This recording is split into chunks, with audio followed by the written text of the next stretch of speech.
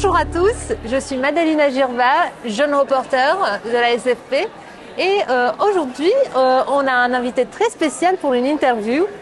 Jules, je te laisse te présenter en quelques secondes. Je suis Jules Fougère, je suis pédiatre assistant aux urgences pédiatriques du CHU de Rouen et je crée à côté de mon travail des vidéos pour vulgariser la pédiatrie auprès du grand public, donc des parents en particulier.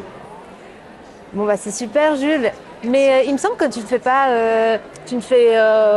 pas que la médecine du coup, tu fais aussi… Oui, donc il y a les vidéos, oui, je fais pas mal de vidéos donc depuis 4 ans pour aider les parents à mieux comprendre la santé de leur enfant, pour aider à mieux appréhender le qu'est-ce qui doit inquiéter et qu'est-ce qui doit ne pas spécialement inquiéter les parents, comment garder son calme.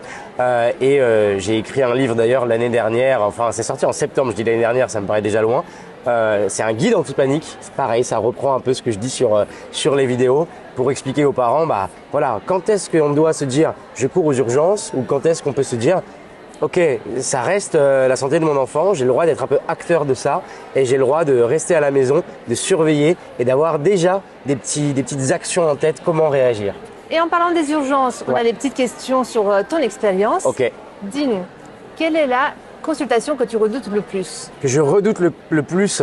Alors la consultation qu'on redoute le plus, je pense, en tant que pédiatre, c'est peut-être les consultations où on a des doutes sur de la maltraitance. Ça reste quelque chose qui est pas forcément difficile à gérer médicalement, mais c'est difficile à gérer au niveau relationnel, au niveau social, puisqu'il faut expliquer aux parents que on a un doute sur une fracture par exemple chez un bébé en bas âge qui ne marche pas, qui ne court pas.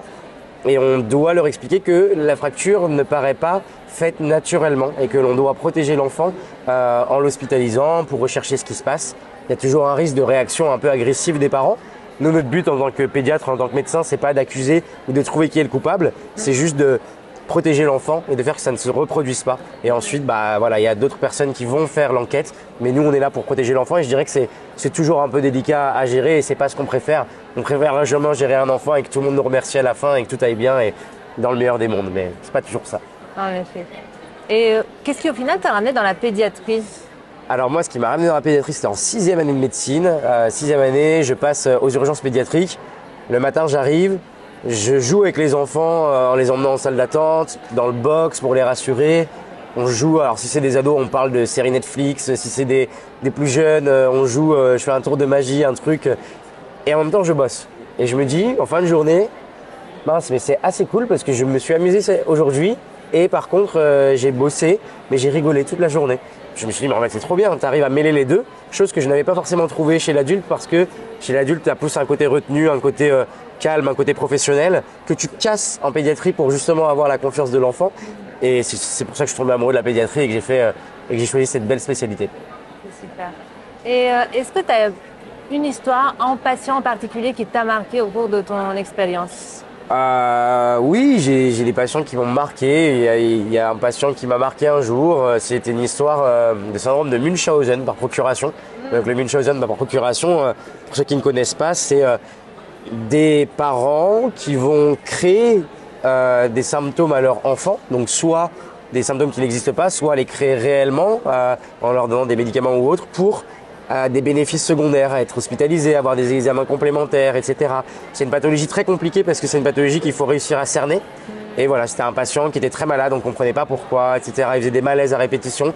Et on était très bien avec les parents, on s'entendait très bien avec eux. Et à la toute fin, on a compris que le problème venait, qu'il y avait c'était vraiment des symptômes créés par les parents. Et du coup, c'est quelque chose qui m'a marqué, mais qu'on doit toujours garder en tête quand on ne comprend pas des symptômes chez des enfants.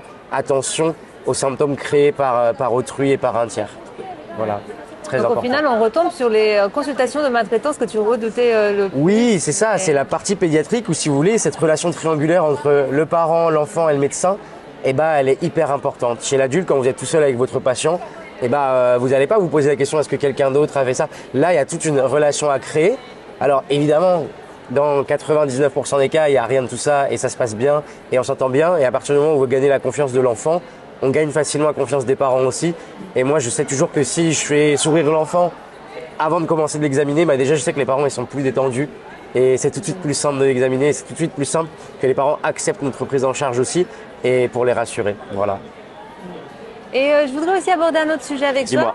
c'est que cette année, c'est la première année où Rouen participe au concours de simulation pédiatrique. Exactement. Et tu as été coach Tout à fait. cette année. En fait, là, tu vois, je regarde l'heure parce que dans 3/4 d'heure, on a les résultats de du premier tour.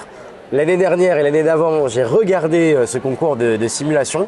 Et l'année dernière, on s'est dit, on ne peut pas continuer à regarder et ne pas participer. Donc, on a monté une équipe de 5 internes. Au début, on avait 20 internes, mais on a dû bloquer parce qu'on a dit, on ne peut pas s'entraîner à 20 régulièrement. On s'est bloqué à 5. Et puis, on s'est dit, allez, on monte une équipe. On a pris 6 formateurs. On s'est entraîné une fois par semaine depuis janvier. Et en fait, en dehors de nos heures de travail, mais c'est tellement un bonheur parce qu'on progresse. On fait progresser les internes. On s'amuse, on rigole. Ici, on a dû créer un logo, un t-shirt, une vidéo de présentation. Et puis, on est passé sur des cas cliniques hier. On est passé sur un arrêt cardiaque, sur hypocalémie, sur une sténose du pylore. Et cet après-midi, on a les résultats. Si on fait partie des 3 premiers parmi les 10 équipes, eh ben, on va en Italie en septembre pour un concours européen. Donc, je croise les doigts, croisez les doigts avec moi, s'il vous plaît, pour qu'on aille en finale. On espère, mais il y a de la concurrence. On peut que le souhaiter. Ouais, merci. Et quelques petites flash questions pour toi. Dis-moi. Alors, qu'est-ce qui paye le mieux? Médecin ou Instagrammeur? Alors, Instagram ne vous rémunère pas pour vos vues. Si vous faites une vidéo d'1 million de vues, vous serez payé la même chose que si vous faites 20 vues, c'est-à-dire 0 €. Instagram, c'est la seule plateforme qui ne paye pas ses créateurs de contenu, donc vous n'êtes pas payé à la vue. Par contre, vous pouvez faire des collaborations avec des organismes de santé, par exemple, avec la Haute Autorité de Santé. S'ils veulent faire passer des messages de santé, ils peuvent se servir de votre visibilité pour tout simplement pour faire passer des messages, mais évidemment en respectant le code de déontologie, donc sans jamais présenter de service, sans jamais mettre en avant un médicament, un produit, ça c'est complètement interdit. Par contre, on peut être rémunéré pour faire passer des messages de santé. On va dire qu'il vaut mieux que je garde mon travail de médecin actuellement quand même pour pouvoir manger tous les jours, ouais, c'est mieux.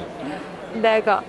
Ensuite, quelques petites questions de pédiatrie. Ouais. Qu'est-ce que tu choisirais entre une consultation fréquente de gastro ou une consultation fréquente d'un rhume? Entre la gastro et le rhume? Oui. Moi, je choisis tous les jours, plusieurs fois par jour. Je sais pas, le rhume, je dirais, parce que la gastro, quand même, t'as toujours peur de rentrer chez toi avec une gastro. Le rhume, c'est un mauvais exemple parce que je suis enrhumé aujourd'hui, donc non, j'ai pas envie de voir des rhumes, mais... Et puis le rhume, c'est plus facile de rassurer les parents. La gastro, faut toujours quand même faire attention à la déshydratation, au diagnostic différentiel, au myocardite. Il y a quand même des histoires de chasse, de gastro, c'était pas une gastro, c'était une myocardite. Donc je dirais que la rhinopharyngite qui va bien, qui est en train d'éclater la salle d'attente, ça c'est parfait, je peux en voir tous les jours. Après, je laisse mes internes bosser et puis je les revois avec eux. C'est ça l'important maintenant que je suis assistant. Ah, ça fait plaisir. Et entre une urgence à traiter, ingestion de pile-bouton ou rupture de varice œsophagienne, c'était des cas qu'on avait hier. Cas compliqué hier. Cas compliqué. En simulation pédiatrique. J'adore, je fais énormément de prévention sur les pile-boutons, donc c'est un sujet qui me parle beaucoup. C'est un sujet qui m'intéresse beaucoup. Et pareil, j'ai suivi un enfant qui avait avalé une pile-bouton, qui a eu plein de complications, qui est resté hospitalisé pendant des mois et des mois au CHU. Donc c'est quelque chose qui me touche. Je dirais la pile-bouton, même si c'est catastrophique, mais on travaille encore et encore pour essayer de faire diminuer cet accident. Donc surtout, bien regarder les objets qu'on a à la maison, être sûr que les emplacements de piles ne soient pas ouverts ou ne s'ouvrent pas facilement pour mettre nos enfants en sécurité au maximum. Très bien. Et pour conclure, quelle est la meilleure ville, Rouen ou Lille? Alors, le congrès à Lille, c'était très bien passé, c'était très sympathique. Moi, si je pars de Rouen un jour, c'est pour aller chercher le soleil, donc désolé, je n'irai pas à Lille. C'est une belle ville, j'aime bien les deux. Je dirais juste Lille un tout petit peu au-dessus parce qu'il fait un tout petit peu plus chaud. J'ai dit Lille. Oui. Je voulais dire Rouen. Hein. Ouais. Je préfère Rouen. Mais Lille numéro 2. Allez. Et je pense que vous allez passer en finale avec nous et Montpellier. Et ça, c'est mes stats pour cet après-midi. Ce serait l'idéal.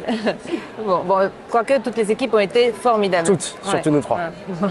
Mais toutes. Bravo à tous. Bon, merci beaucoup en tout cas d'avoir accepté cette interview. Avec plaisir. Je te souhaite une bonne fin de congrès. Merci. Et on espère, on se voit en Italie. On croise les doigts, on se voit en Italie. C'est parti. Bon courage. Merci beaucoup. Salut.